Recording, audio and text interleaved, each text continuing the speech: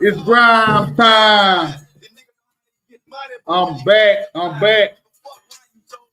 Another segment.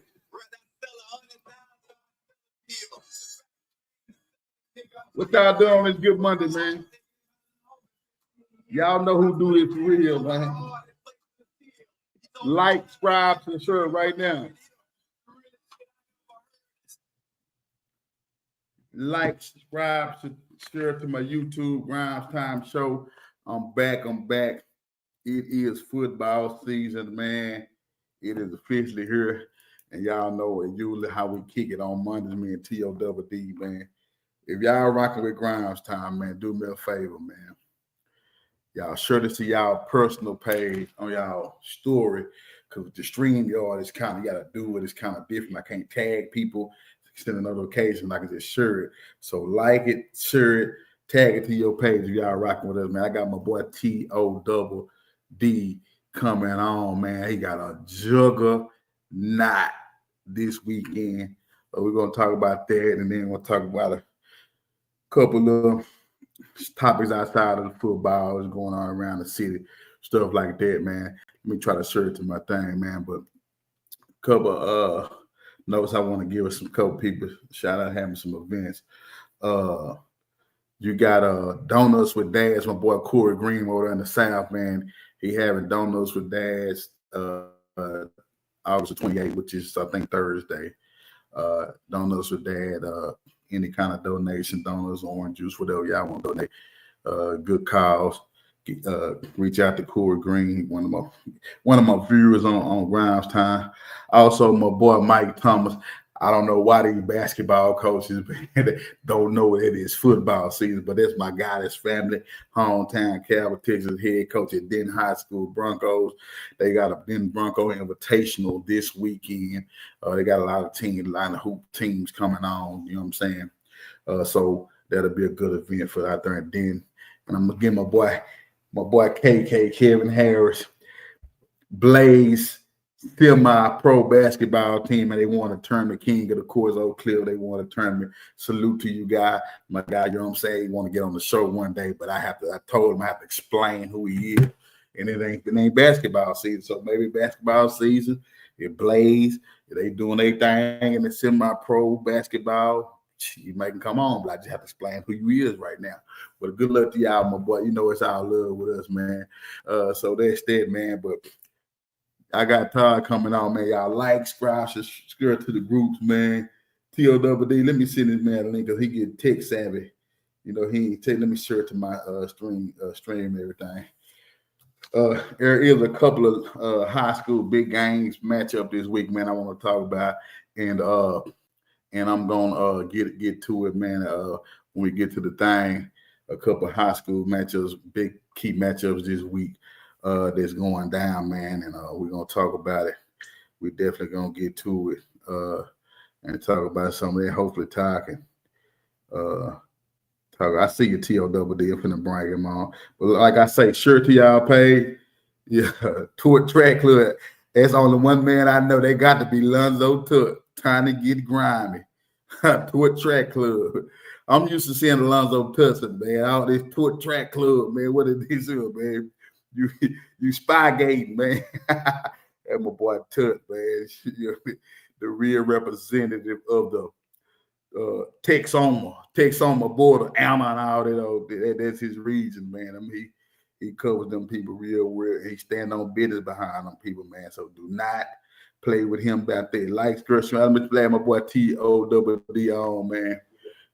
Let's get it. That's me to the stage. There he is, ladies and gentlemen. Can you hear me, T.O.D.? I can hear you, man. What it do?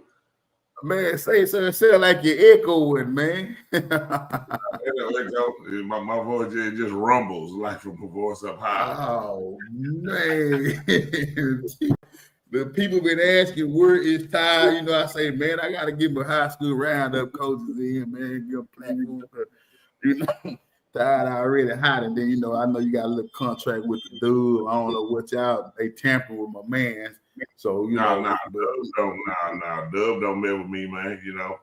Yeah, we kind of like that. Kind of like I'm like Cube and they NWA. You know what I'm saying? Oh yeah. Oh, they done reached out to more coaches, man. You probably ain't trending no more ever since you lost them 2. So they ain't. Man, They really ain't on. They talking to coaches that lost shit too, and goddamn all kind of rounds too. Yeah, they have some good people on there, man.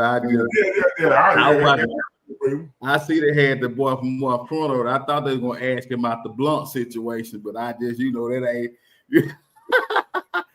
I say, damn, but that's I've been asked something like that, man. I mean, that's why everybody can't come deal with you, man. Yeah, I know. That's why I say it takes a special type of guest, man. I was talking to one of the coaches earlier. I said, man, I got to get y'all.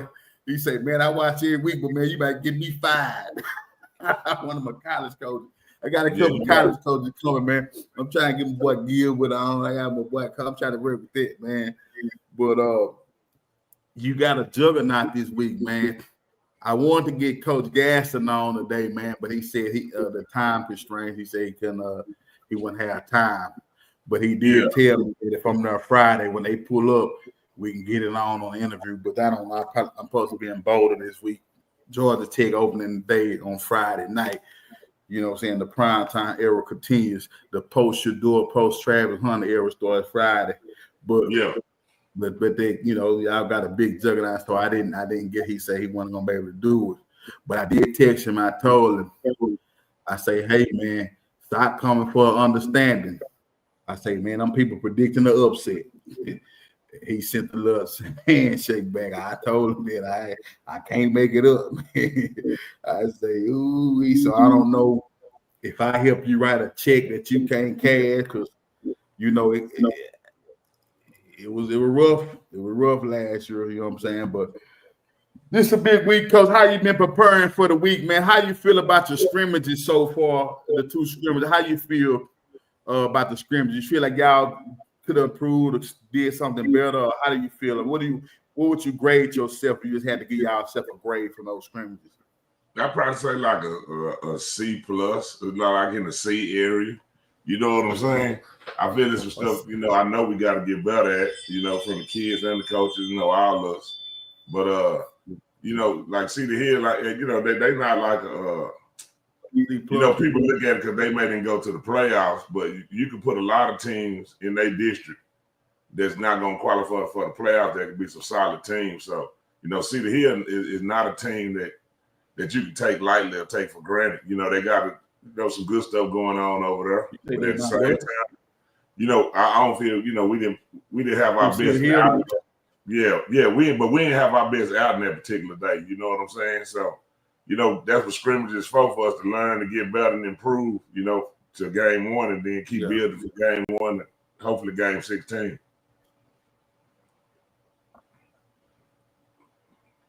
Appreciate that headache. You feel like y'all didn't do? Did they have more touchdowns, right?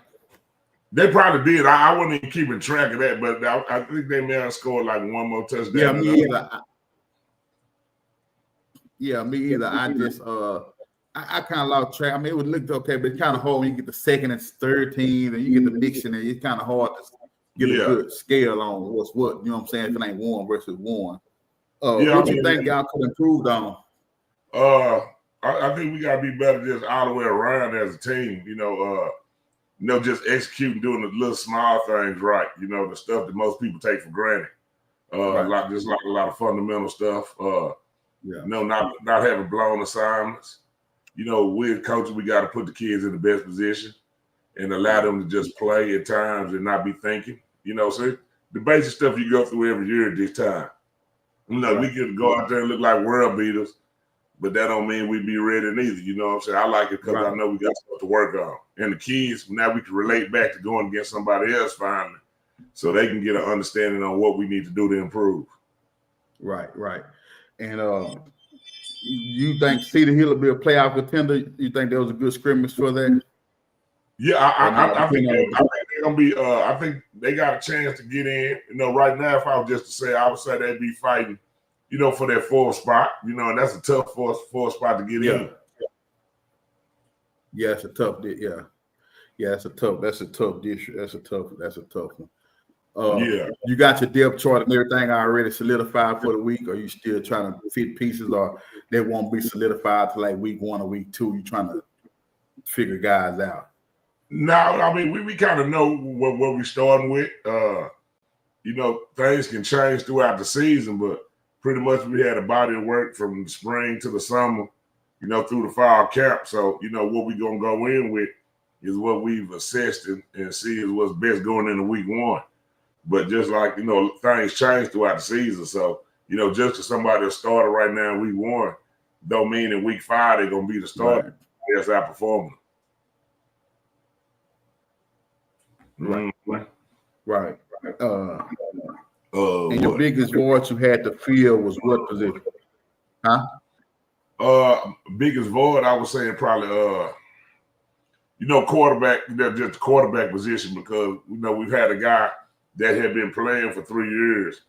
He was a backup and started a lot of games for 2 years, and then his senior year he started every game. So we'll be breaking in a new person that hadn't been had varsity experience besides just to see the hill scrimmage. But I felt he performed pretty good in the scrimmage. Like I tell the coaches, we just need to make sure all the pieces around him is improving and getting better. But I thought he had a solid day. Your secondary, how you got everybody back, or you lose? How many you lose in the secondary? We lost. I think we really lost one in the secondary. You replace those guys because they look kind of small. Todd, they look kind of smaller than what they were last year. But I don't know. How many people you replace in the secondary? Ricky Giles still back there. Gibbs still back there. I know we lost Tink. Colin Cottenham, he started last year. He back. Xavier Mayfield. A lot of them guys are back. So. But we rotate a lot of different combinations, in the scrimmage. So we allowed a lot of guys to get some film time. Right. You going to North Shore? You personally scared. How did this matchup come about? Because I know you always been wanting to try to play the best of the best. How did this come about with this North Shore scrimmage? Because over the last 2 years, how did that go about, like getting them on the schedule and then y'all agreeing to come up with Jared, you here? Like, how did they come about? We were scheduled to play Aledo, but Aledo had got put in a 9-team district, so they only had 2 games. So, Coach, I think he may have posted some, or somebody gave word. You mean two preseason games? You mean? Yeah, Aledo can only play 2 preseason games. Yeah, they can only play 2 preseason games because they had a 9-team district. So right. We were looking for a 3, and then I think it came up to North Shore needed a 3. And so me and Coach Gaston got on the phone, and we solidified the game for for these 2 years. Okay. Well, that's all right. Well, that's a good thing. Yeah. I figured, I know this would be a chance to try to get. I mean, they got you up there somewhere nationally ranked, but you feel like if you win these first 2 games, you should be nationally ranked? I mean, we had to pull out these first 2 games. I mean, these 2 nationally ranked, perennial programs. Like when you start talking about North Shore, our first 3 games, you start talking about North Shore, in the 2000s. But the Lakehead, they the Duncanville of Houston. You know what I'm saying? Yeah. And then we play the Duncanville of this area, the DFW area. So we play them. And then you play a perennial team like a Longview that year in and year out, no matter what classification they in, they're a dominant program. No matter who the players are, they're going to always play Longview football. So, we got our hands full, man. It's real. Yeah. I say, well, you got the weakest district in the state of Texas. So I say this is probably the best thing where you can get your notoriety, where you can put yourself on the least, because other teams won't do it for you. What you expect going into this game? Like, what you have and what they've been doing, what do you expect? Like, I mean, the first thing I expect, like I told our boys, we got to be physical. When you play, these type of programs, you can't use that. You 5A, they 6A. That don't matter when you accept the fight. Ain't no pity party. Ain't no pity party. Like, ain't nobody feeling sorry for no team been to the state championship 4 years in a row like we got. No bullshit. And we signed up for it. You know what I'm saying? Yeah. So the first thing is about matching the physicality up front. Just all the way around. They ain't just up front. It's in the skill position too. And right. For me playing them last year, one thing I can say, you can tell their culture is they believe the weight room. Right. They're gonna play hard. They're gonna play very physical, and they're gonna play with the arrogance and the confidence. That's kind of gonna be a real cocky type of demeanor. You know what I'm saying? So you first of all, you got to look them in their eye. Yeah. And you can't flinch. And you got to take their shot, but you got to get back up and get them a shot too, though. You know what I'm saying? Yeah. You can't lay down because they'll try to intimidate you. Yeah. You think it's a culture shock with some of those players this year, like going up against North Shore? You think the stage might be too big for some of them, or how do you think? Nah, I don't think it's about no stage too big. The thing is, we got to play. When we play these type of games, we really ain't found out what type of football team we are at the point. So it ain't like, you don't have a lot of game film, to get your preparation like you normally would in the season. So, like it's gonna boil down to kids just playing, coaches putting kids in good position, and coaches not getting in the way. You know what I'm saying? Just let the kids play. And like I tell my kids, I'll take them any day. If they just go out there and just play hard. You know what I'm saying? Even when we've been in the playoffs, I ain't really pay attention to the scoreboard. That'll take care of itself. We just need to play hard. Yeah, you always try to find a silver lining, like I say. Don't you want that real talk? That it's the same thing because you got to approach these games. These games ain't fatality games. You know what I'm saying? Yeah. So they measuring sticks. They like measuring sticks. You get hit off early. Yeah. You get your heart broke early. Get your heart broke early. Go on, get better. It ain't just about getting your heart broke. Like the thing is, you got to get in that ring and you got to fight the fight. Yeah. Like in order to be a champ of this caliber, to be considered with the big dogs, you got to get in there and fight the big dogs, and you got to beat the big dogs. If not, then we gonna always be considered, we just good for 5A, D2. Oh yeah. So sometimes you gotta embrace their underdog role. You know what I'm saying? Right. And just find like the points and like what you did good or whatnot. And then if you pull out, because you pull out the upset because you are the underdog, you just pull it out. You know what I'm saying? Yeah. And that don't change the outlook of the season. You say what happened? I said, and winning this game wouldn't change the outlook on the season. Our goal still would be to play 16 games. You know what I'm saying? Right. Yeah, beating offshore and slipping up and losing in the playoffs to somebody won't make the season good because we're beating offshore. So at the end of the day, it's about getting the game 16 is the ultimate goal. Now, we got some personal goals or team goals that we got throughout the season. Yeah, we competing. We going out there to compete and beating offshore.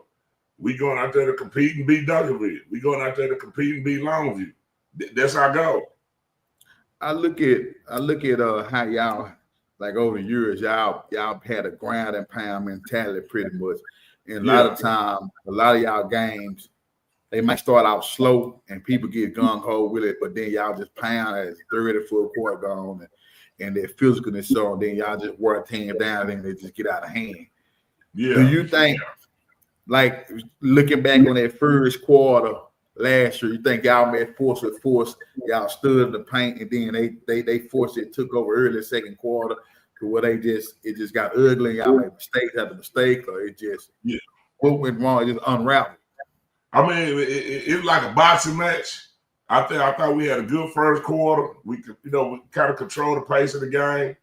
The second quarter, turnovers, big plays we gave up, and it kind of we just kind of got knocked around a little bit in that second quarter and got routed.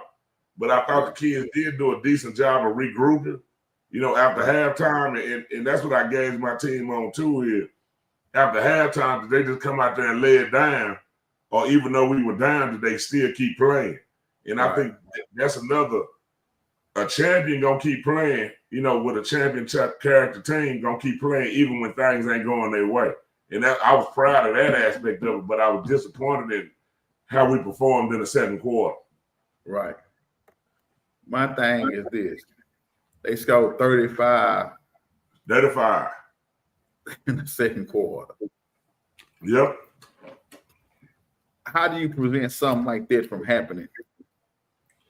It's about controlling the pace of the game. You can't lose yourself. Like, you can't let one negative thing lead to two negative things, which lead to three.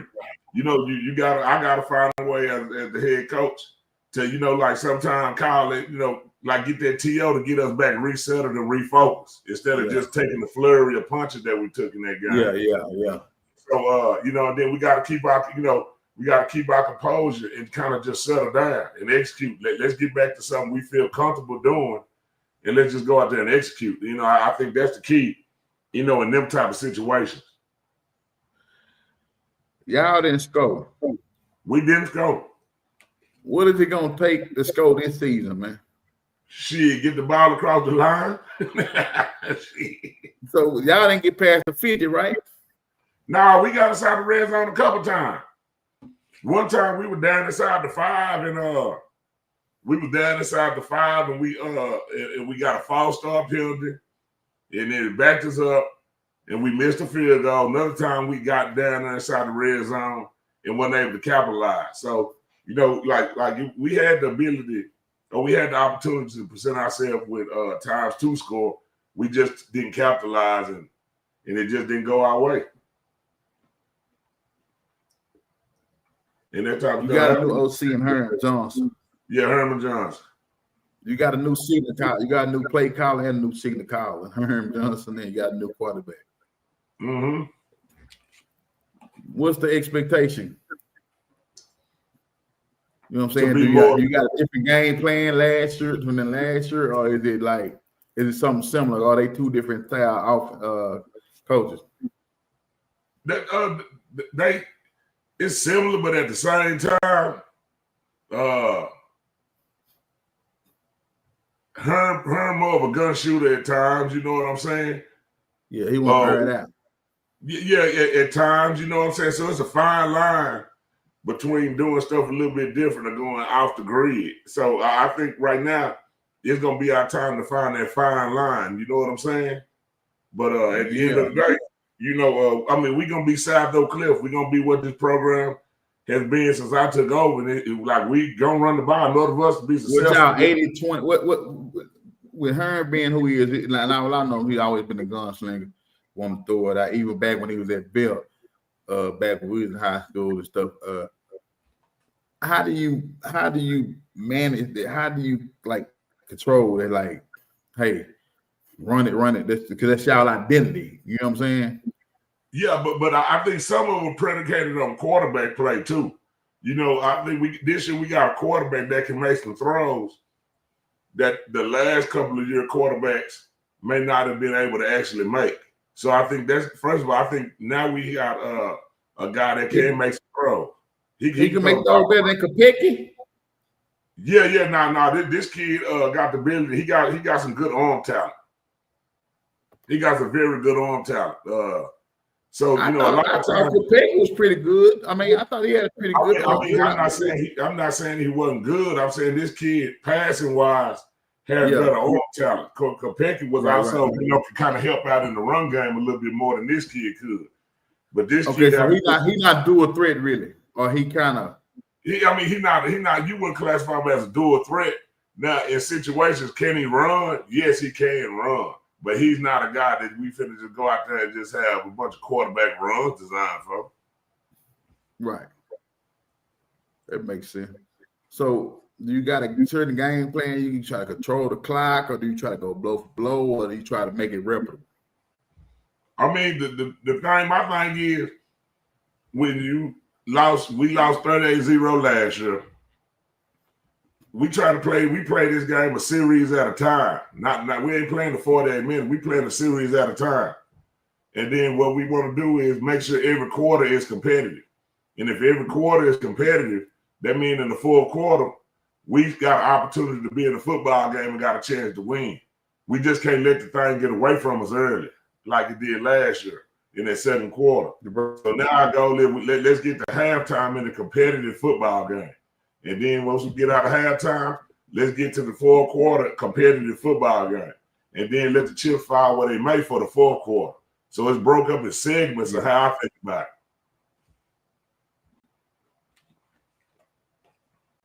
Right.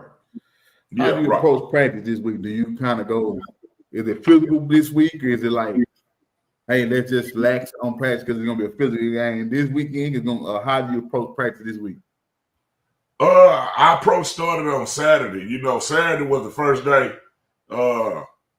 when we started prepping for North Shore. So our big thing was, like I told the kids, we need to win every day. I felt we won on Saturday. I felt we attacked the weight room hard. The kids went out there and conditioned good. They was attentive in the film study on Saturday. So I feel like we won Saturday. I feel like today on Monday, it was trying to kind of fill out the game plan, trying to still work out some kinks and wrinkles, get the kids familiar with stuff. So from that standpoint, I don't know if we won today, but we didn't lose today. You know what I'm saying? So tomorrow is about what we retain from today and how much we grow going into tomorrow. So it's a step-by-step approach. And by Wednesday, if we win Monday through, Saturday through Thursday, Friday going to take care of itself. Y'all been preparing for North Shore even before that. I heard somebody saying North Shore and all that on the side. I ain't giving up the game plan. And then I heard, defense. Nah, when you're a good team of our caliber, because we are a good team, we one of the best programs in the state of Texas. Right. The first thing that we know is it ain't about who we playing. It's about us. Right. You know what I'm saying? So the first thing we always focus on is making sure South Oak Cliff good. Making sure South Oak Cliff doing what South Oak Cliff supposed to do. And then when we get to the week of an opponent, then we'll apply them same strategies to the opponent. But our whole thing is being about getting us right. I'm not worried about who we play. No team scares me. No team I feel like we're not capable of beating. Now, is a team that present a bigger challenge to beat? Yeah. These three teams we play is a challenge. But at the same time, we suck. You know what I'm saying? So, like this is what we built for. Looking at the gauntlet you got, which is a tough gauntlet. If you just had to say, what team you think be the toughest game, hardest game for you to pull off? I think all three of them, because you say Duncanville, North Shore, they really the same. You know what I'm saying? Both of them gonna have big time players. Both of them got. Well, I'm just saying, if you had to just look at from a whole full spectrum of like what they got coming back, what Duncanville got coming back. I mean, but that's in question marks. Like when you look at North Shore, they lost the quarterback as a 4-year starter, but the kid that's taking over this year may be a better quarterback than the kid that just left. Right. Line wise, Duncanville gonna be big, North Shore gonna be big. I mean, skill positions, they both gonna have skill position guys. Duncanville may have the edge on the defensive line, but North Shore defensive scheme could prevent a lot of challenges that Duncanville may don't present because it's so up in your face. And then you talk about Longview. If you go to sleep on them, then the little the big East Texas, little East Texas boys that'll come out there and play like giants, and they'll beat you. So I ain't ranking who is who and who is what. I don't care about all that. We got them lined up 1, 2, 3. So the toughest one right now is North Shore, because that's the one we playing. Yeah.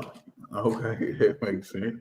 Yeah. Speaking of how you got do you think your schedule is divided into 2 seasons? You got the first 3, which is the prelim of the season. Then you got the cakewalk to where you get your second and third spring, because you're gonna breeze through the distance. That's where your sticks will get weak, and then you get to the playoffs. Maybe you may not see a tough competition, maybe second or third round. How do you prepare to go? probably I say our season broke into maybe 5 sections on my outlook on it. Okay, you got the first 3 games. Yeah. So you playing you coming out fighting heavyweight champions the first 3 weeks. Yeah. Then you got 2 games you fighting the class up. You step up in class.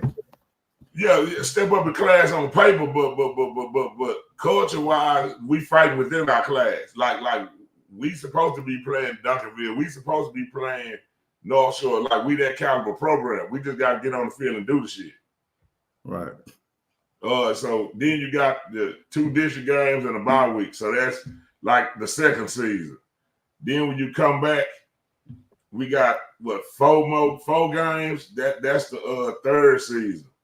Then the last game of the year in the first round of the playoffs is another season because we got to get back in playoff mode, like different type of competition. And then when you get to the second round and on, that's the last season. So it's about 5 seasons how we approach it. What's your motto this year, man? You ain't said it. I used to hear you talking about it is written and we the repeat on the way. Like, what's the motto this year? It is written and death row. And I mean, so what is the motto? Do you don't have a motto no more? I don't know. You know, I ain't got a motto, but my belief is sometimes you got to go through hell to get to heaven. So we let's be some hell raisers then. You know what I'm saying? And that came from Screw Tape in 9-6 though. That's where I got it from. Yeah, but I'm saying you've been to the mountaintops 3-4 years straight. I mean, we've been to the mountaintop, but the last 2 years we didn't get to stand on the top by ourselves. We had to walk back down the mountain. So, it's still some work to be done. Them 6 points over them 2 years, them 2 state championship games combined with 6 points. So, we got to make sure we get back to that point, and we can't get them 6 points back, but we need to make sure that we better than whoever we play if Lord say we get to that point. So, wise man from Roosevelt told me this, bro, and I always kept it in my mind. Mark Rogers, man, he told me when we lost the first coach, he said, "Coach, don't worry about it, Coach." He said, "Go read the book of Job." And when you read the book of Job, Job went through a lot of adversity where they tried to get him to shit on Jesus' name and God's name, but he stayed faithful, stayed the course. So, that kind of my motto with it too is what we gonna do, we gonna stay the course of what we believe in, we gonna work on getting better, and it's gonna all come to harvest soon. Looking at it, you got knocked out the last 2 times. Yeah, we did. You think if this team don't do it for you, Jason Todd might not ever win another state title? Hell no, Brian. What are you talking about? Well, I'm asking if this team don't, because I'm looking at the lineage of the team. What lineage? I'm looking at, like, you got guys on there that have been there 3-4 years, 2-3 that has been the state title with experience. Okay. But then what you don't realize, we've been in the state 4 years in a row, correct? Mm-hmm. Okay, so that means the class that just graduated last year, we went to state every year they was in high school.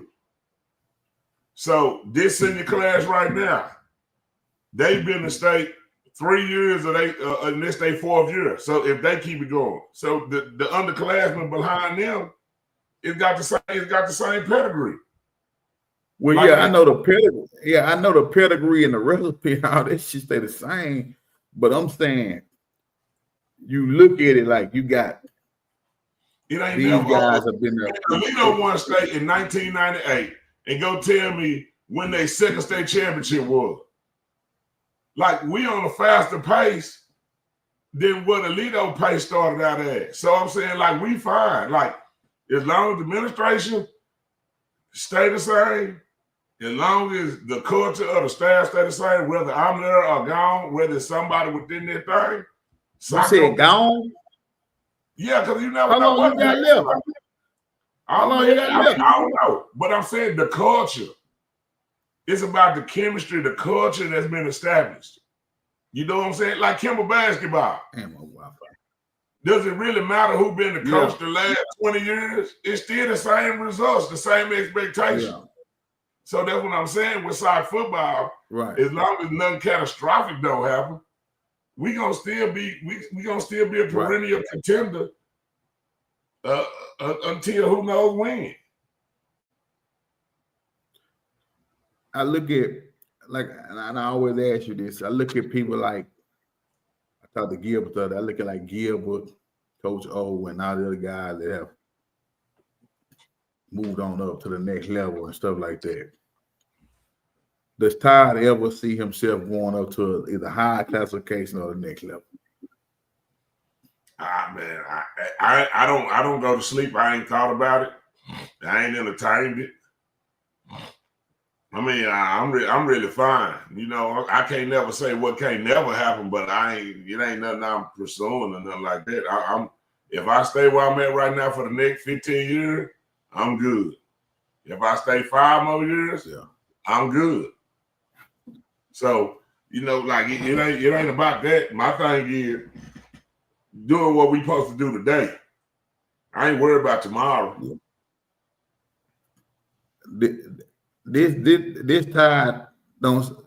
I don't think this Todd don't sound contrite and like hopeful. I don't think you don't. This ain't the Todd, the braggadocious, braggadocious about what is there to brag about right now?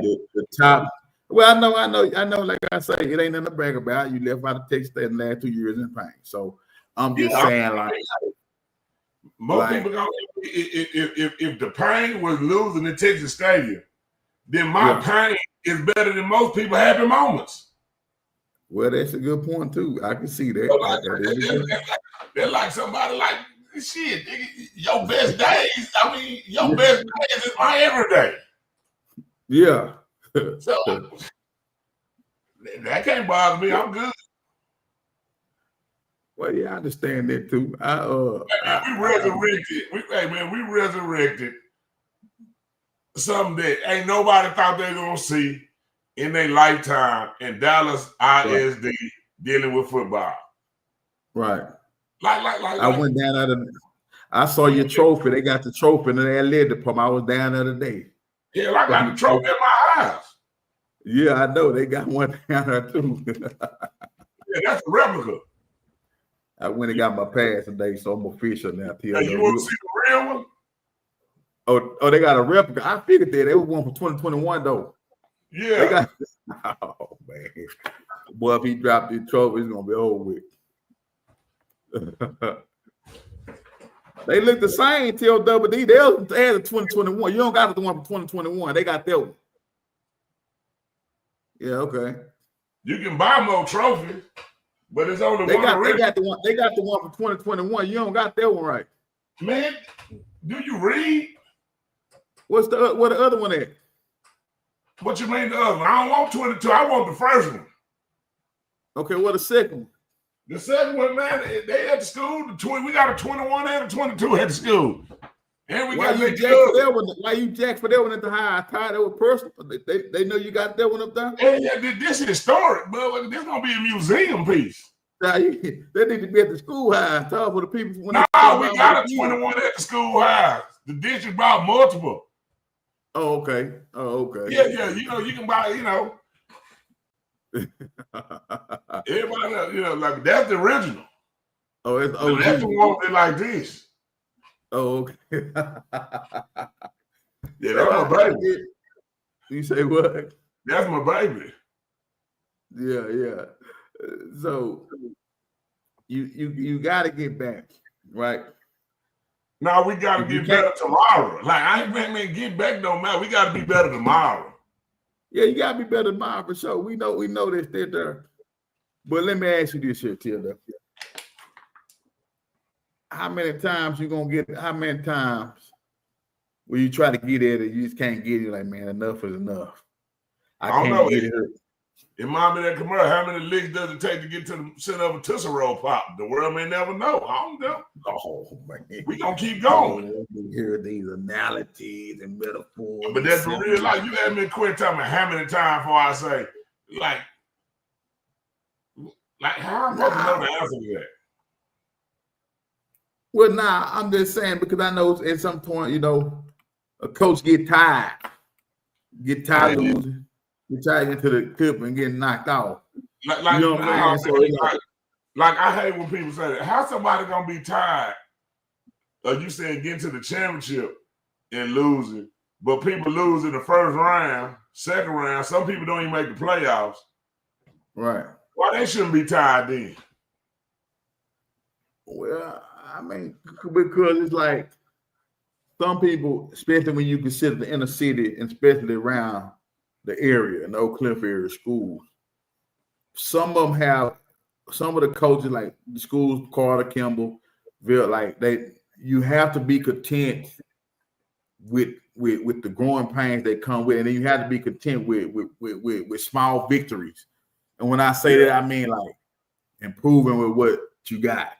We know you the face of the DISD, you the golden boy of the school, you know what I'm saying, of the district. So it's like everything else around it, if you have success, then that's good because you got players that's gonna gravitate to you over there, and everybody else gonna get the crumbs of the kids. You see what I'm saying? Because you win it. Nah, like that's the misconception, man. What do you mean?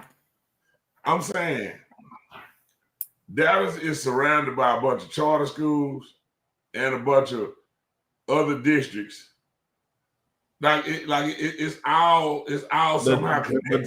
But they all struggling, Todd. Like my boy West, they like charter, like folks, they right there down the street from me. They struggling because people look right down the road. You know what I'm saying? You really 2 blocks from them people. So it's like, man, we gonna go to South. Why we going here? Then you got Kimball down the road. Then you just did my poor alma mater. So I mean, I ain't gonna put it on you, but I'm just saying like they just did Bell so bad. Like we struggling, 25 players. 30, you know what I'm saying? Like that, it should never be that. You see what I'm saying? But then what I'm saying, that ain't because of SOC success. Like yes, SOC. It is. It is part of it because if you were losing, they'd go elsewhere. No, it's not. Like the success of SOC is not making no other program have 25 kids, bro. It's the difference in the demographics, bro. What you mean? Explain that part. When you went to Roosevelt, what were the demographics? What you mean? It's what it's always been, the same as it is now. No, it's not the same it is now. Okay, what changed? The race is flipped. Okay, more Hispanic. I'm saying Roosevelt is more Hispanic now than it was when you were there. So the same population, the population of kids is not the same. So you saying because SOC has more kids than other particular schools, I don't get how that means that's the reason why the other schools don't have kids. If you go look at the middle school numbers of last year, the middle school teams, it wasn't about how many kids did Jones say he had on his team last year?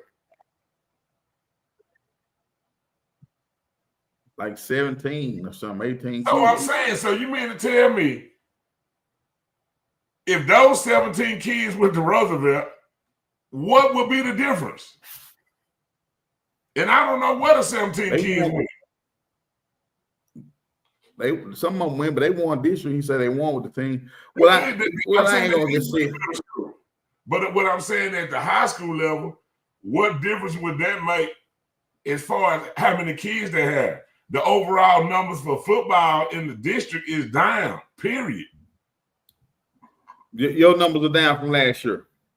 No, our numbers may not be down, but what I'm saying is if you look at the overall district, like active people in football rosters, the numbers are down. And that ain't created because SOC is successful. Right. SOC had like been having kids when back in the day. When you was in Bill. I just look at it and I think they should do like a cap like the NFL 53-man roster. No, because how you keep looking at it is you looking at it. See, what you want is you want to go back to parity where all the Dallas schools is playing and it's just a whole bunch of rivalries within Dallas, and then everybody go to the playoffs and get their ass beat. That's what you want to see. Well, no, I think it should be competitive. I think it should be because if kids went where they lived or in they same area, then you know what I'm saying, like it will stay competitive. Okay, but I can't never tell a parent what to take. But when Carter was winning, I mean, in their heyday, yeah, who was competitive with Carter year in and year out for a long time span? You mean for DISD or other schools? I'm talking about DISD. In '88? I mean, yeah, in that time span. I mean, you may have had a team that was competitive with them this year, and then there may have been another team this year. But all in all, like, nobody was complaining when Carter was so dominant over everybody. Yeah, but I know Kimball was good. I mean, Bill was now, good. Kimball had a span where they won. They never was like year in and year out. They had the year with DeLon them, and they had, and then that little span where they beat Carter. And that was kind of toward the end of the real Carter era. But I'm saying for a long time, Kimball wasn't even competitive with Carter. It wasn't even looked at it. And Todd make a big point. Todd said if starting numbers are the same, but everybody else are down, then it makes a difference. Like that's not true. It does. That mean that the kids are gravitating over there, and then y'all are overstocking to what y'all can. How are we overstocking? Not overstocking. I'm just saying because you got 90-some kids on the sideline. No, we don't. Okay, what's the numbers? We dress out 60 kids for varsity football. That's a normal 60. Number. Huh? Ain't number 30 of them gonna play. That's not true. Okay, 40. Nah, what I'm saying is you talking about throughout the year, now you go to some of these district games, everybody plays. Right. Well, to your defense, I will say you ain't gonna play them about 30-some kids these first 3 games. Now when district and stuff come, everybody gonna play because it's gonna be a blowout. And that's when those guys get that experience and playing time. That's it. But when they get back to that, then it's gonna go back down to I just don't know the mindset. Okay, but take this. Why you don't go complain about Townview allegedly getting all the smart kids from the district? What about the schools that they supposed to go to? Why that ain't a complaint? It's a magnet. That's the way it's set up. It's set up as a magnet. Every school in Dallas technically is a magnet. Yeah, but I'm saying with the town rule, a kid go to town and go anywhere and play though. No, he can only play where his attendance lies. If you live in DeSoto and go to Townview, you got to play at DeSoto. Oh, I thought they were saying when you. Okay, I thought that's what I'm saying. Misinformed mean uneducated. Right. So what I'm saying is this: why ain't a problem when people go rip the smartest kids out to go to a magnet school, to go to Obama, to go to Kathleen Gillum, to go to Townview, to go to Ali School? But if you saying a couple of kids come to SOC because the program is successful as freshmen, that's a problem. I think what it is, I think there's a fine line between education and sports. I think that school districts and local education agencies, they're more psychologically inclined to allow kids to pursue higher education to challenge themselves. But when they do it for athletic gain and athletic purposes to get somewhere for sports only, then that's a different thing. That's a different look. You see what I'm saying? Like we're successful academic campus too, though. So, like I'm saying, if you had a kid, y'all just got to a B. Y'all ain't always. No. We was a B. We was a B the previous year too. Before everybody started. Yeah, but y'all was down at C- and D+ Todd too. But I'm saying we shall overcome one day, and we overcame. So what I'm saying, y'all overcame. I get that now. So you saying they should start coming down because y'all are B+. But what I'm saying is this here: when it comes to education and sports, the rules and regulations are always going to be different. Like I think you can pursue higher education at Townview or Obama Academy, but also where you play sports at, could affect in a good or bad way, your potential to higher education, depending on what school you go to. Say it again. If said athlete attends South Oak Cliff, yeah, and let's say the same athlete would have attended another school in Dallas, right? They academic future and success as far as going to a higher education at the next level of college will be probably greater impacted if they was in soccer than the options they would have if they was at some other school. Why? Because you're saying they get sports and education or what? No, because like people like winners. Now, if you look like a Greek god or somewhere else, yeah, you still gonna get recruited. But if you're a marginal size kid that ain't overly big or something, the coaching, the technical aspect, the day-to-day being on kids' butt, maybe it's a reason why that's the way we're successful. Well, but what I'm saying is this, Todd. People that where it comes to the parenting and stuff comes in there, because you get like this. Okay, I'm a parent. I know my child, he may not be the athlete, but he could be the next Steve Jobs, or he could be the next top engineer of a firm. So I'm gonna put him at a school that allows him to get the level of education he needs. Now you got some parents where a kid might not be bright. Kid may have some mitigating issues or underlying issues, may have a dyslexia, may have a speech impairment, may not be the best school kid for coming academics, but he excels in sports. So a lot of times you have to make the decision like, hey, I need to get my kid somewhere where he can explore the sports and get a scholarship and get to the next level. What if your kid good in both of them then? Well, yeah, well, your kid would, and then you just find the best school that fits you academically and athletically. What I'm saying is, this ain't nothing new. Yeah, like I went to Johnny LeBron, bro, and that's supposed to go to Holmes and Vett. I went to Atwell. That's supposed to go to Carter. I went to Lincoln. I ain't go to none of them schools. So like I'm saying, this ain't nothing new. People go to school where they go to school at. Now back in the day, yeah, was it more like was Holmes consistent of more of this group of kids? Yeah, but it's always been kids from Holmes that attended soccer. That ain't just started. Well, my mama went to Holmes. Holmes was soccer feeder school. Holmes. Why? How did they change? Y'all bad story, man. No, the lines changed in like 75. Okay. And in 75, Holmes became going to Roosevelt. Right. But I'm saying prior to that, I mean, like, so people get attached to stuff and like it was the grassroots from the beginning. Man, these schools been for everybody from the beginning. Like, stop playing.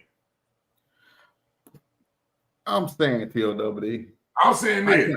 Like if you start to look at it, you look at what schools are set up to be successful. I'm talking about from an overall standpoint. Then you look at the tenure of the people. Look at the three head coaches. Okay, when you say set up, what goes off when you say set up then? I mean, you have to have an administration that believes in supplying the athletics what it needs to be successful, which he knows is going to also foster growth in the academic arena. See, a lot of people try to be so academic. A lot of these kids don't give a damn about academics if it don't require it, unless it affects them playing sports, being in activities, being in drill team, being in the band. So the way you get them type of kids bought into it is you got to do this in order to do this. But a lot of people don't get that. You go in there and preach out that academic shit, these kids don't care. But when you find something about, then you use that to draw them in. A wise man once told me, and that's why I went to Texas, because I said, well, I want to try to get the best of both worlds. He said, you can ride your body before you say it again. You went to Texas because they had a program for underprivileged black kids. Nah, you can't tell me my mind up there too, but you can't tell me what was my choice. I know what I'm saying. I'm saying you can wear out your mind but football you can watch your body, but you can never watch your mind. You can always get the education. And I get it, and I understand. Yeah, but you educate people different ways. Like everybody ain't about education as far as the number one thing. Some people get education once they know they got to do that in order to do the things they want to do. The first thing you want to do is draw kids in. Okay, let me ask you this. Why you go to TSU? Because it was free. So you didn't give a damn about the education of the sports and none of that? Nah, you get educated. I was educated at home. I don't give a damn about no school. So you didn't care about school, but you made it out. No, what I'm saying is I was educated in the foundation of my upbringing. My education wasn't based on going to school to be educated. I was educated from an upbringing at home. I went to the library at home growing up. I read the newspaper every morning. Wasn't no teacher talking. You had a library at your house. No, we used to walk. My grandma, we walked to the Lancaster Keys Library every day or something. Yeah, they did the puppet shows, all that shit. So I came from an educated family. So education wasn't no thing that the school had to present to me in order for me to understand to be educated. So for some people, they come from an uneducated family, so the school got to supply them the fact of being educated. Huh? I'm saying but you didn't have everything. You didn't know everything coming out of high school, going to college. You didn't know everything. I'm talking about the foundation of learning was instilled in me before I went to school, is what I'm saying. Right. Well, I'm just saying you probably wanted to prove, like I say, that like me too. Like school, it was important. Like people instilled it other than sports. You know what I'm saying? So it's like, okay, it should be on autopilot when I get to the college, the next level. You know what I'm saying? Now, mind you, TSU is really like a big 5A, 6A nice high school town like that for the education curriculum. It ain't strenuous as opposed to going to Texas or nothing like that. See. What you a product of is this. You're a product of the black man being coached into going to the PWI school because they come up with all these DEI. I wasn't coaching to that though. I made affirmative action, bro. You didn't go there because Texas wanted you. They had to meet a quota of a certain amount of black people they had to get in. And the black schools had to be funded, which wasn't even equal. So for the fact that you to dumb down the education of a black school to pump up the education of a black school, show me how misinformed that education you really are. I never dumb it down. I never dumb it down the education of a black school. You just did. Okay, I'm saying, well, okay, cool. I did, however you gonna say. Well, I'm just saying you can't compare apples and oranges. You're not gonna tell me the curriculum at Texas and the curriculum at TSU is the same. It's not the same, bro. And that's why when you look at resumes and you look at job opportunities and stuff like that, like sometimes the person when it says Rutgers or Harvard or they're more psychologically inclined to get the job before one that says TSU or Paul Quinn. Not trying to undermine those things. Don't get me twisted. But I'm just saying, oh, yeah, because there's a keen sense of understanding. Like, okay, this is a prestigious university. It's hard. It's very renowned for its program. Man, ain't that prestigious about that, man. The damn thing called 40 acres. Like you was a slave, bro. Stop. But see, that's the thing. I mean, it's called 40 acres. So we ain't gonna keep it real about this. Bro, it's 40 acres, bro. It's 40 acres. You always attack me. And this is what you do, man. My mama went to Texas. This is who you are. Okay, my mama went to Texas. My uncle graduated from Texas. But you ain't called her no Uncle Tom type of. I mean, she was a part of that too. Because that's what we but you praised her for going to Texas. You ain't you never. I ain't praised her for going to Texas. But you I bet you had Longhorn girl growing up, like I like to. You probably want to go, but you probably just didn't have the academics or the football fanfare to go. Grimes, you went to Texas, bro. How strenuous was the academics to get in? Nah, I'm saying I was a good student, but I'm saying okay, you was a good student at Roosevelt. Like, so the same TSU, you was a good student and failed. Okay, cool. I get that. So what I'm saying is, don't knock me because I took advantage of the opportunities that was bestowed upon us. Bestowed? Because if the truth be told,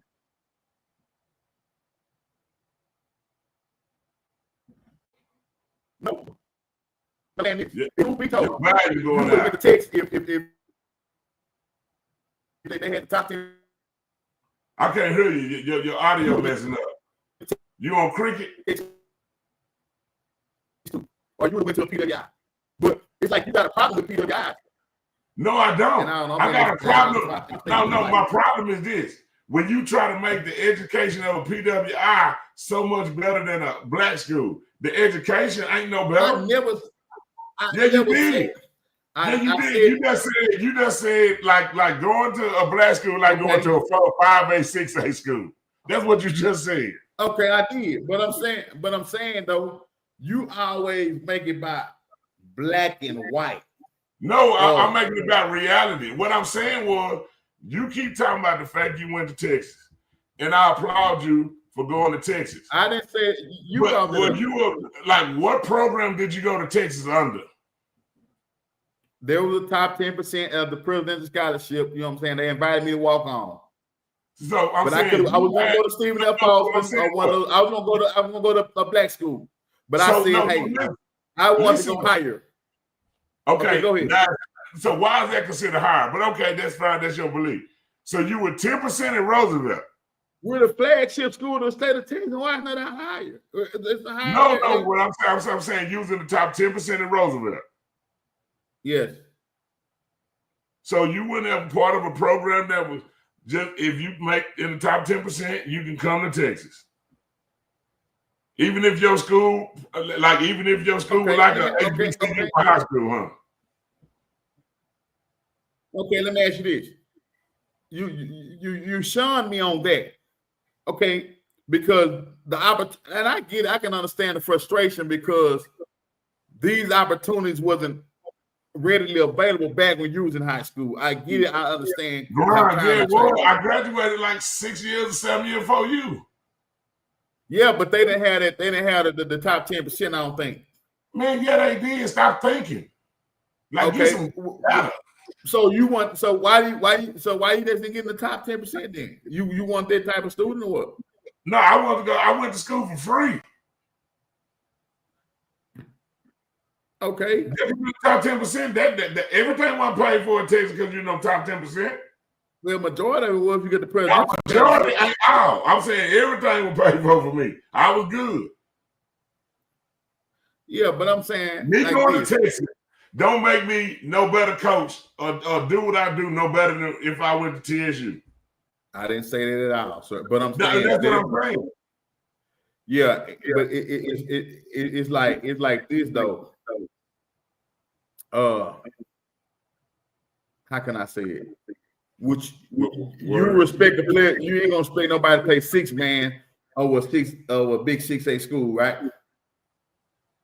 That depends on where they live. If they live where it's on the 6-man football, then they probably will play there. Yeah, but you ain't gonna coach no 6-man high school. No, I probably won't never coach. There you go. You see what I'm saying? Like it's you know what I'm saying. There's choices. That's what I'm saying. But your whole plight with me is I went to a PWI, you went to an HBCU. No, I don't have a plight with you. My plight is when you try to make your educational upbringing so much greater because you went to Texas. Like you was a quota. But see, you can't call the prominent alumni of Texas. They ain't gonna mess with you. No, I'm saying they didn't have to let they didn't have to let us in, bro. They didn't have to. They did have to let the laws of the damn USA made them have to let people in. Like what you think people just tripping on like that with the DEI, whatever that stuff is? Nah, that DEI shit just came out this year, bro. Yeah, no, it didn't just come out this. They discontinued a lot of this stuff this year. Yeah, but let me ask you this here. Texas. Let me ask you this here, because I see you don't like change. You want shit to stay the same, and I get it and I understand. because this is why you at the same school you've been at, and then you're on the elevator. So your mind, me talking about changing and elevating, it's probably not going to resonate well with you because you have a certain ceiling to where you want to just stick with it, what it is. You have a strict, stern, iron fist set of rules that you abide by. So how do you feel about, and I look at like my goddaughter and them and other kids, like how do you feel about them getting their associates and they in college hours while they still in high school under their parents' roof, and then when they go to college, they are already a 9th or 10th grade sophomore when we had to go to campus, on campus, didn't have any online stuff and all that. You see what I'm saying? So yeah, I'm tripping on that. I mean, that's a choice. You see what I'm saying? You see how to change. So do you respect that though? Over than the way we had to go to school and you had to go to school? No, I mean, I don't think there's no good about it. I mean, like people could have been you may couldn't have got it through at school, but if you wanted to get college hours before you went to college, that option has been available. Now it's just more accessible. It ain't been accessible like, well, you go online, you be ready, you be a sophomore. No, it ain't that. It ain't never been. I'm saying, yeah, it's more easy because of technology. Yeah, but I mean, that's everybody's person. That's your personal, like going to Texas was still your personal choice. Hey man, quit saying Texas. Say Texas ain't nothing because you got a problem with my alma mater. I don't know what denied to you. I'm starting to think your mama and them went there. And you thought you were gonna go, you just didn't go. So it's like fuck Texas. You don't like Texas PWI. No. You didn't have the same. It got nothing to do with that. Yes, it got something to do with Todd because this has been. I'm using Texas as an example because that's what you bring up. If you'd have said A&M, then I would say A&M. No, you always get talking about 40 acres of the mule and shit, and I went to school. Ain't that what it was? Ain't that what y'all call it? Bro, it's on the 40 acres, fam. It's just how many acres the school will rely on, fam. But that don't mean it's okay. And all that. Got to do with the flyers and the horses out there. To it. Okay. Yeah, but you keep believing this. Like I'm saying here, like don't deny the factual stuff of what I'm saying because you want to make it like that ain't true. I'm not denying the factual, bro. But this is your client's brain. You don't think it's the top? What's the most prestigious school in the state of Texas right now? In what aspect? All around. I mean, shit. Come on now. Man, it don't cost nothing to be real. You know my motto. I mean, I don't give you the most prestigious award just because you got the most money. Like that shit don't mean nothing. Academic wise and sports wise, what other school can compare to us right now in Texas? If you look at everything all the way around from sports to academics, what's the flagship school in the state of Texas right now? Probably Texas A&M. Now ain't no fucking A&M. It's Texas. They did out of farming. You say what? They did the farming. That's why they agriculture. Y'all was in the office building type dude. Oh, man. So I'm telling you this. You got a flagship state of school. Why not go to Texas? You got an opportunity. Why not? I mean, I may don't want to be around it. Okay, that's okay. Let's say thing like a kid. Why not want to go to SOC if you can go to SOC? I mean, your personal. Okay. I'm gonna move the goalpost. Why shouldn't a kid tell me? Why should a kid want to come to SOC, and why shouldn't a kid not want to come to SOC? I mean, you probably don't want to come to SOC if you don't want to compete. If you don't want to compete, then don't come to SOC. No, give me from both all around academic and everything. If you don't want to compete in the classroom and on the field. Everybody not competing at SOC. Some people got walk-in starter jobs, so don't do that. Everybody, you ain't got no competition like that over there, bro. Don't do that because you return 7 starters, 7 more offset. Everybody ain't competing. Ain't number about 2 or 3. Everything else walk in.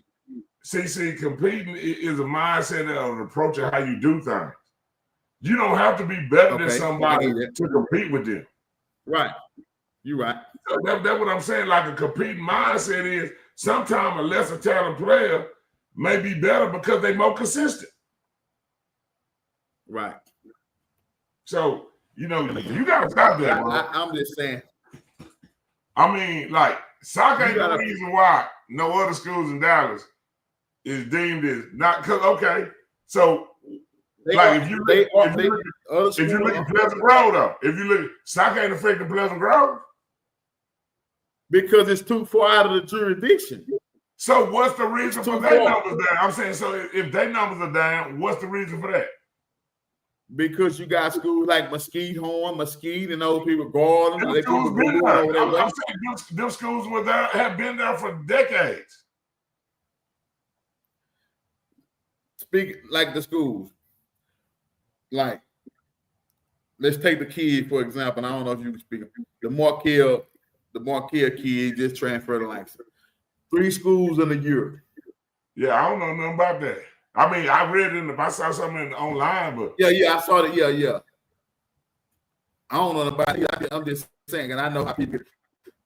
When you look at situations like that, Todd, is there a player like you take, or do you try to move away from those situations when the player had 1, 2, 3 schools? It could they could be moving. They can have home stability. Parent could be moving and things like that. But if you look at stuff like that, do you like, okay, let me take the player, or do we kind of move around because we don't want the issue? Now, the first thing you got to be is the kid gonna be eligible at your school? Yeah, exactly. Yeah. That's the number one thing. You know what I'm saying? Now, if it's a younger kid and they understand that coming here, they ain't gonna be eligible, they gotta play JV or whatever a year. You know what I mean? They understand that bullet. I mean, that them personal choices. I'm saying, and that's what I'm saying. People keep trying to say this our kid type thing, but now we saying everything else in life done changed, but everything is our kid. Hey, Lonzo tells you don't know what done been done at soccer. Man, you stay way in Anna or McKinney or somewhere further than goddamn. We don't even know about it. But that's what I'm saying. Royce, I seen Greg Root on that bull jump. He attacked and we need to get him. He attacked the inner city. What he say? What Tuss say? Soccer ain't never rejected a kid. Yeah, you're like he don't like Lonzo don't know nothing about soccer. I mean, he can't do research here. He can't do nothing. You can't research soccer because you become a fan. All of a sudden, because soccer start winning. You say what? Like, he wanted to be talking about no soccer. We wasn't established to the point that we got to. Right. Now, Gary Bird can talk about soccer. Yeah, he knows soccer. Yeah. Man, you went to school in the 80s, man. Like, damn, like, they were still doing Hubba Bubba rap then.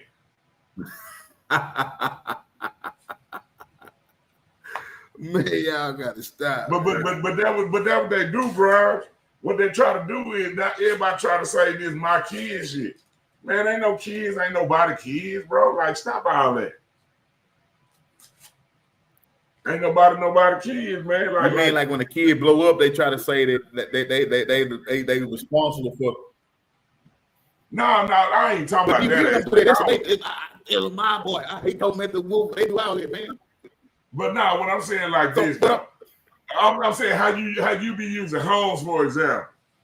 How many kids went to homes because it was a magnet?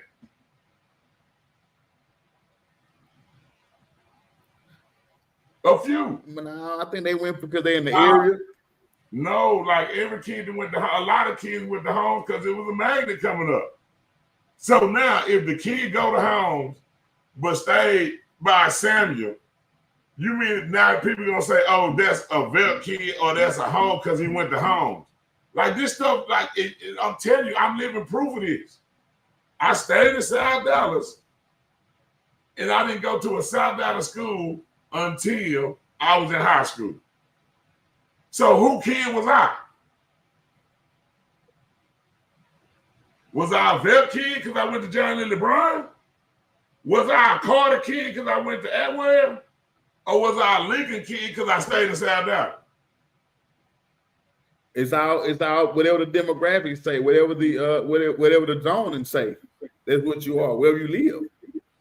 No, but I'm saying, so I lived in places that I didn't attend school. You feel what I'm saying? I'm saying. And that's a lot. Yeah. Like, how many people go to school in middle school or elementary because their grandmama used to stay over there? Yeah, but I don't think elementary and middle school really matters now, especially when it comes to sports. Yes, it does. All that stuff matters. If you gonna talk about this my kid, like, hey man, ain't nobody know that kid ain't nobody kid. That kid gonna do whatever the hell they want to do, and their parents gonna do what they choose to do. And you went to Lincoln because you stayed in Lincoln, right? You stayed at 40, right? No, I stayed at 44, man. Stop playing with me. Okay, my bad. My bad. 44 Oakland. That's Oakland. 44 right. Yeah. Right. Yeah. But you rep South. You lived in Oak Cliff more than you live in South Dallas, right? No, I lived in South Dallas. My granny stayed in Oak Cliff. Like, so you went to Lincoln also? Huh? Why you ain't go to South then, Todd? Because when my granny stayed, this Roosevelt attendance on. You feel what I'm saying? This Cedar Crest area, this Roosevelt, bro. So what I'm telling you is this. It's like the same way people get attached and try to say this and this.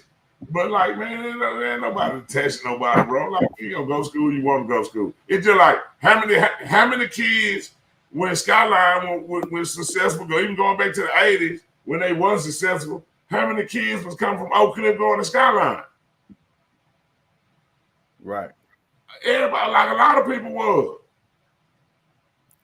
What change do you think DISD need to make? Do you think they need to let everybody go where they want to go, or do you think the zoning stuff should be implemented harsher and stricter? I think first of all, you need to consolidate schools. Like, it's too many schools, what I would say. Right. And people got it, but a lot of problem is these people pride over the school they went to. It runs so deep that it make you make stupid, unsound decisions. Like, yeah, but I'm saying 200 some kids, and I think Lincoln may got 500 kids. That's 700 kids or 800 kids total. Like, why you need two schools in South Dallas?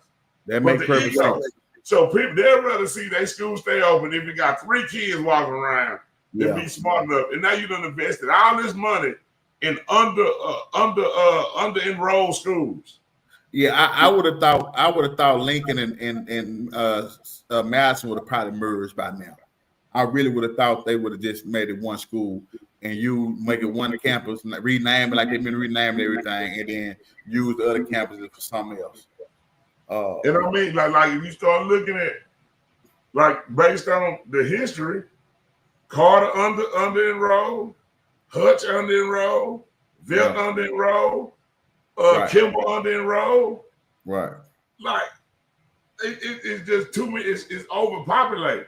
I mean, like, it's too spread out with too many schools, and the kids ain't the same because you got so many charter schools and stuff now. Right. But I know I said Dallas. Yeah, I went to Lincoln, and I know people love Madison. Like people gonna love Lincoln. But if it were me, we would have closed it down, both of them down, and built one big mega high school in South Dallas. And then you have a true feeder system like they allegedly say you're supposed to have coming from Dave. And then you just incorporate something that ties in both communities to name a school after that. Right.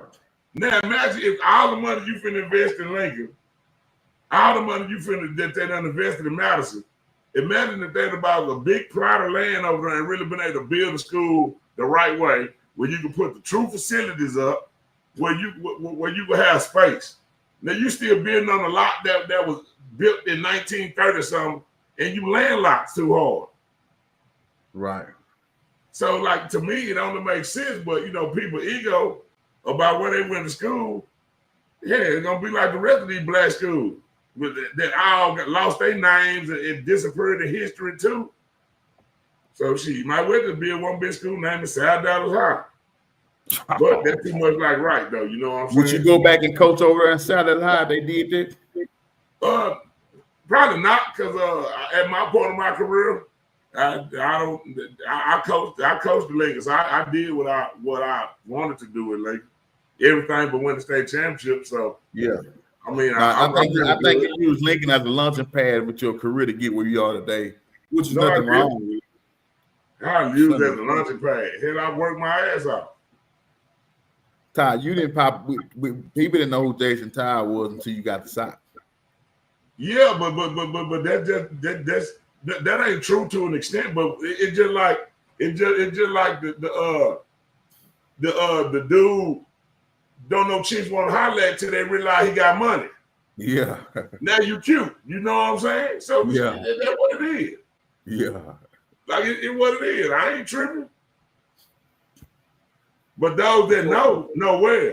Like it's a reason wherever I've been, I've been a part of successful staffs. At Lincoln, we went to the state championship. Yeah, you with Sam. Sam carried you along the way. Nah, Sam ain't carrying nobody along the way. You stood on the threshold. You stood on the shoulders of a giant. There ain't nothing wrong with that. No. You always, no. You got to look at that line with Sam too, right? Listen to what I'm saying, Grimes. The fact that Sam hired the guys he hired allowed him to become a giant.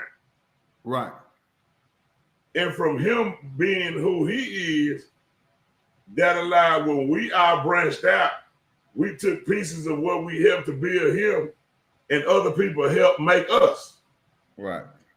Like when you got to realize we went to Lincoln. When we went to Skyline, I ain't never been a coordinator in my life. Emmett Jones had never been a coordinator neither. So if you look at the set, and we were two young coaches. So what you did, the defensive coordinator? What you was? I was the defense coordinator. He was the offensive coordinator. Right. Okay, guys. So that's what I'm saying. When you start breaking it down from that aspect, you look at them, that hire, along with some other hires that have continued to come. Like it's a reason why Sam is here, and some of that has to do with the people that he hired underneath him. Right. Now I ain't talking about these new hired cats that once he got to Duncanville. Now that's just like a dude joining Cash Money once they got a $30 million contract. Yeah, that's bopper season to me. I'm talking about back when we was inside Dallas on some grimy stuff. Yeah. We were down there when it was just UTP and we still in the project type mindset. These cats that jump on now, they just jumping on because, it's Duncanville. But they wouldn't have been built to do what we did back then. We'll get out of the street, man. I want to switch the subject right quick so we get out of here. And I got some bad trivia for you tonight. Okay. Before we get out of here, how do you think Cleveland Browns handled Shador's situation? You think they handled it right, or what do you think they could have did different? Man, I think people, they blow up shit too good when he had a preseason game. Yeah. And then when he overact, it go too far left. And so it's like when he had a good outing, everybody was like, "Oh, he the future. Oh, Shador's the greatest thing since the creation of football." Right. Then when you have a bad game, his older coaches set him up. They did this. They sabotaged him. Did that and other. Yeah. Man, Shador rich, man. I don't give a damn shit. He good. I really got a problem with me as a person. I don't really get caught up in if you rich and you already really self-made and rich, man, I don't give a damn. Shit, it's time somebody else make that money. Let a poor dude make it. Yeah. But you think it was fair though, or they handled how they normally should handle, like the 2-minute drill. They put him out at 2 minutes, and people made a big fuss about it. What do you think? It's one of them things, man. You're gonna be damned if you do, damned if you don't. I'm saying he gonna have an opportunity to go somewhere, and when he go there, I think sometimes people don't realize. Let's say if you bring him on as a quarterback somewhere, right, his persona and the aura he brings it is a distraction though. You know what I'm saying? You say it's a distraction? Yeah, it can be a distraction just based on the fact that you talking about who the backup quarterback is all the time, and it kind of take the focus away. It do become an entertainment value type of thing. Right. But I mean, it is what it is. Man, I hope the young man ball out though. I mean, either way, he rich, so shit, he good. He's funny.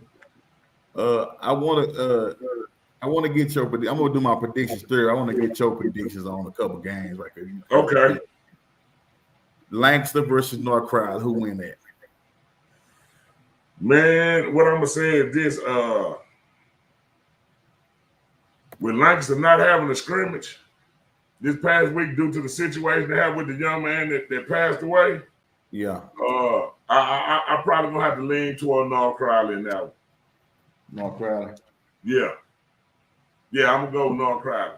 Yeah, because they done had 2 scrimmages, and Lancaster hadn't had none, and it's gonna be hard to simulate that real life. Oh, they didn't get the first game first week either. No, because they had spring. North Crowley didn't have spring, so they had 2 scrimmages. Oh, gotcha. That makes sense. Cedar Hill, Midlothian. I'm gonna go with Cedar Hill. Old Midlothian? Yeah.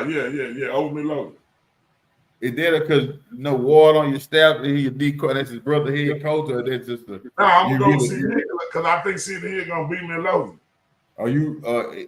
I know you is black and white coach. It could be that. So you know what I'm saying. Then guy versus Toledo. I ain't really researched them too, but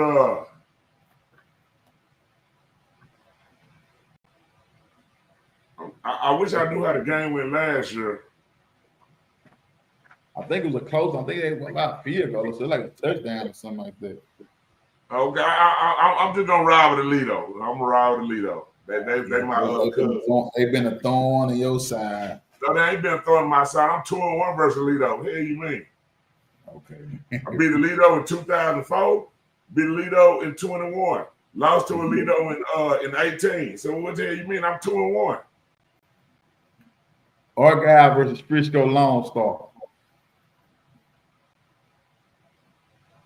I'm gonna go with Frisco Lone Star.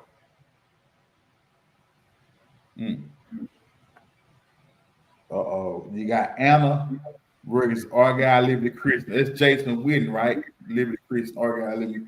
Yeah, they ain't no regular private school though. So yeah, they ain't regular. Yeah, Jason Whitten got they ain't no regular private school. What I'm gonna say, if I do that, I'm gonna say that's a pick'em game. I don't really know. You know Todd Anna. Yeah, you know what? I'm gonna go with Anna because I want them to be undefeated. Oh, okay. You know, Lonzo Tussle, they built the school. Now all of a sudden he's from Anna now. You know why? This shit is just amazing. Last one. South Oak Cliff versus North Shore. If you didn't have no ties to any team and you just on the outside looking in, who you going with? I mean, if you're on the outside looking in, you gonna probably go. Most people gonna go North Shore. Oh, okay. Like if we lost last year 38-0, I mean, being honest, like North Shore supposed to be the favorite. You know what I'm saying? Like it's just like if we play Duncan, we ain't never beat Duncan in 6 years. So it's just the same way everybody do every other game. Well, Argyle play us, they gonna say Argyle ain't gonna beat Stock because they ain't beat them twice. So it's always that win until you beat somebody. When we play Toledo, we can't beat Toledo. Then we beat them. You know, then you get the monkey out of your back. So, you know, I mean, shit. All right, let's go ahead and wrap up, man. Got bedtime to get this some trivia. I got about 10 for you because I know you might down me. You so strong. I had to have some backup just to make sure because I know you might go 10-0 with these. Hey man, and now Lonzo told me his name on the city hall in the fire station plaque. Would you tag your name up there? Adam, I'm with Adam. Come on. Oh dang, he on the fire station plaque, man. Yeah, like how you get on that? Like what could invite me out to Anna one day, man. Invite me to lunch out there in Anna, man. I ain't never been in Anna. I just want to be out there, man. I'm in Plano up north, so I ain't too far. Man, you better watch where you go. Yeah. Let's get to the trivia TOWD so we get out here, man. Yeah. They always say you and Roy, y'all historians and y'all know a lot, so I had to try to figure out something. Yeah, let's see if I'm on it or not. Yeah, see if you on your game. The city of Dallas. Who founded the city of Dallas? The city of Dallas was the John L. Brown. Yeah, that's you went to elementary school. Damn, that's good. John L. Brown. Yeah, he had the cabin. They had the cabin down there at the old city park or whatever. Man, I'm not finna play these games, G. Hey, man, my grandma took me out. We went to the library. We read books in this house. Like this real. With the sorry. So almanac, nigga. I don't understand how you do all this stuff there, but you come on, man. You graduated from Lincoln with a 72 average. That's crazy to me, man. Man, I graduated from Lincoln with an 89 average and didn't even apply myself. Before we named 7-Eleven, what was 7-Eleven name before they changed to 7-Eleven? Now I know it was created in Dallas. 7-Eleven is a Dallas-based company. Was it Southland or something? No. It wasn't Southland or something? I know that's a company. Totem store. Totem. Totem? Yeah, whatever that. I wasn't heard. TOT. Yeah, Totem. But I know it's a Dallas-based company though. The first one over there in North Dallas somewhere, I think. Oh, okay. Yeah, that's good. I give you that though, because people didn't know the Dallas-based chain. I didn't know that either. I didn't know. Yeah, man. You know, shoot. I was goddamn TikTok before TikTok came out with information. That's why I gotta ask you all off the wall stuff like this. What is the oldest Dallas food chain? Talking about companies that were based in Dallas? Now the oldest food chain, really restaurant pretty much. But they got a food chain. It ain't Chili's, is it? No, Chili's ain't no Dallas based, man. Chili's is based out of Dallas. That ain't the oldest one. I'm gonna give you a hint. You might get it. It's a Mexican restaurant. It's a Mexican. El Phoenix? Yeah. That's the one right there off downtown off Stemless. Yeah. Yeah. I've been there a couple times. Yeah, that's good. I get it. You ain't too bad. You ain't too shabby with guy, man. What high school has the most wins in Texas football history? Highland Park. Yeah. Yeah, I know. I'm true to this. I ain't new to this. You ain't got the Google and Wikipedia on, do you? You ain't got that Wikipedia on, do you? Man, I'm right here with my eye closed. So I can't even look at that. What? Yeah, you sure? What high school has the most football state championships? Carthage. No, Alito. Alito got the most. Yeah, Alito got the most. I know Carthage closing that gap on. They up there. I think they got like 9 or 10. Yeah. Alito got the most 11. Yeah, my cousins from the West. You graduated from Lincoln. Yeah. What year was Lincoln opened? Yeah, hold on. Let me go back. Got it. 1925. 1925. No, sir. No. 1932. 39, man. 39. You right. I knew it was one of them 30 though. Got it. Okay, now before Lincoln, what was the only black school before Lincoln that was for blacks? Booker T. Yeah, there you go.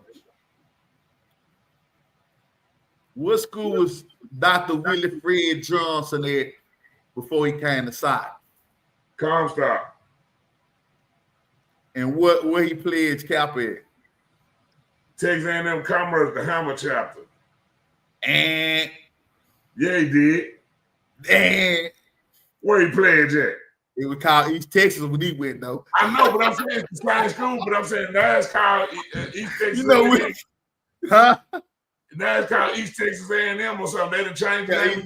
Yeah, it's the same now. Yeah, I get. I said that they I get it.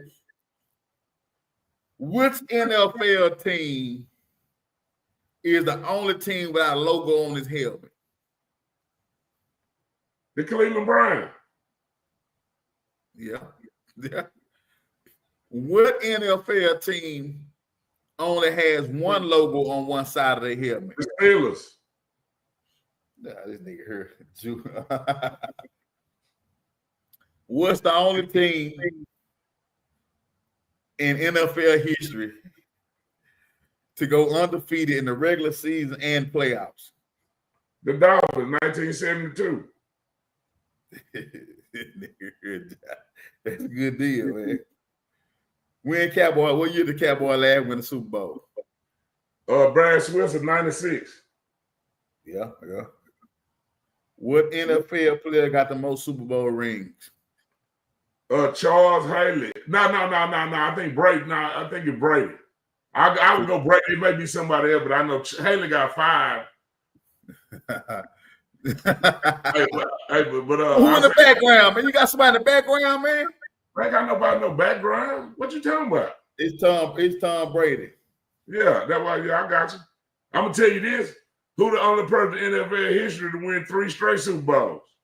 Tom Brady. No, he ain't never won 3 straight. Oh, 3 straight. Emmitt Smith. Nope, Right. he ain't never won 3 straight. Nope. 3 straight Super Bowls? There's only one person to ever win 3 straight Super Bowls.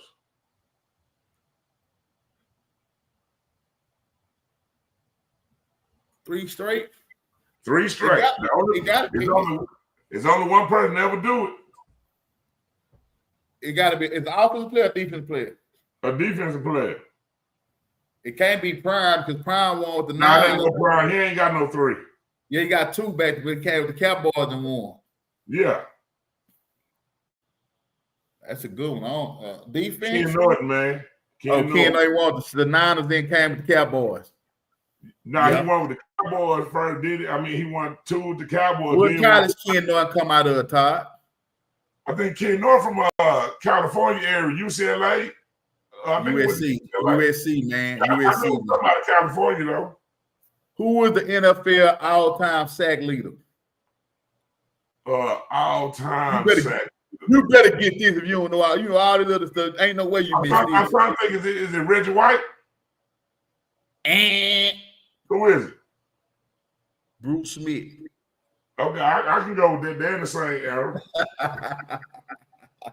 You know the NFL all-time leader rusher is, right? Emmitt Smith. Okay. That's yeah. There's one more I had. I didn't get you. You too short, man. You played linebacker, right? Yeah. I'm gonna get one. I gotta leave you a loser. I gotta leave you a loser. I'm gonna get who your NFL team? Cowboy? I don't have one day out rich, so I don't need no more fans. Okay. What college? Okay, college. Did Chad Ochocinco go to? He went to a few of them. Which one was the last one? Oregon State. Okay. He went to Langston, and he went to a JUCO somewhere too. Who drafted Brett Favre?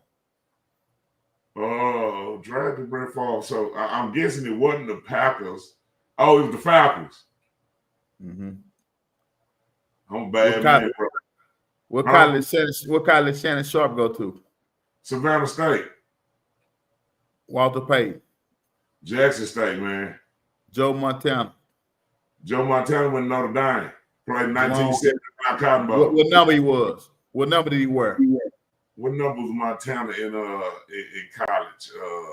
I think it was a single. I think it may have been a single digit. I'm gonna say it was 3 though. I'm gonna see. Yeah. Bad man now. The average coach ain't gonna know some of this. They're gonna be like, "Hey, man, what?" Last one but not least. What college did Tom Landry go to? Damn, Tom Landry. We had to go to college back in the day. Bang. Tom Landry. I'm a pass on that. I can't even guess. He went to Texas. He went to Texas? He went to Texas, bro. Then I would have never thought that. You never thought that. You would never.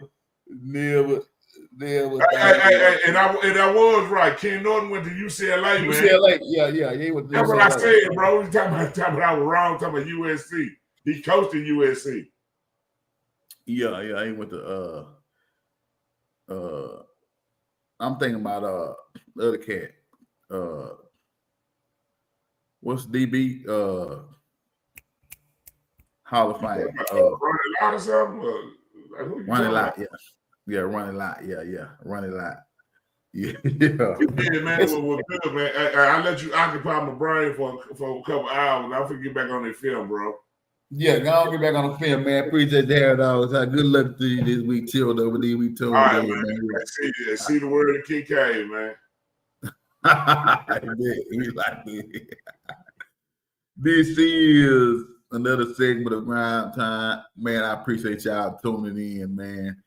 You know, as I always, smoking maybe 5. See y'all next week. Good luck to all the teams that's going for glory week 1. It's GrimesTime. I'm out. Y'all tune in Thursday. I'm having my picks and predictions out Thursday, how I do when the season come on. I'm having free college. I'm having free high school, man. Good luck, y'all. Get y'all some rest. Good night.